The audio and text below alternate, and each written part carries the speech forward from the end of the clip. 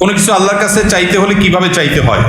অনেকেই আছে নির্দিষ্ট করে নাম উল্লেখ করে কিছু চায়, যেমন আল্লাহ আমাকে এই চাকরিটাই দেন, আমাকে ওই মেয়েটার সাথেই বিয়ে দিয়ে দেন, বা আমাকে ওই বিশ্ববিদ্যালয়ে চান্স পাইয়ে দেন। আমার প্রশ্ন হলো, কিছু চাওয়ার সঠিক পদ্ধতি কি? দেখেন, এটা ভুল পদ্ধতি।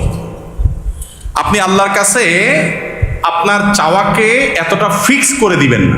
নবী করিম সাল্লাল্লাহু আলাইহি সাল্লাম দোয়া শিক্ষা দিয়েছেন সাহাবীদেরকে, আল্লাহুম্মা ইন্নী আসআলুকাল আফিয়াতা ফিদ দুনিয়া ওয়াল আখিরাহ। মানে কি? আল্লাহ আপনার কাছে দুনিয়া এবং আখিরাত উভয় জগতে কি চাই? শান্তি চাই।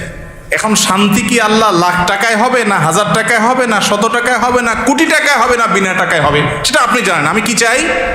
শান্তি চাই, মনের প্রশান্তি চাই, মনের সুখ চাই। এই জিনিসটা আপনি আমাকে কিভাবে দিবেন আপনি জানেন। আমার শান্তিটা দরকার।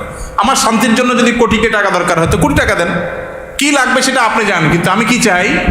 শান্তি চাই। এই যে ফাইনাল গোড়ার জায়গায় হাত দেওয়া, এটা হলো বুদ্ধিমানের কাজ।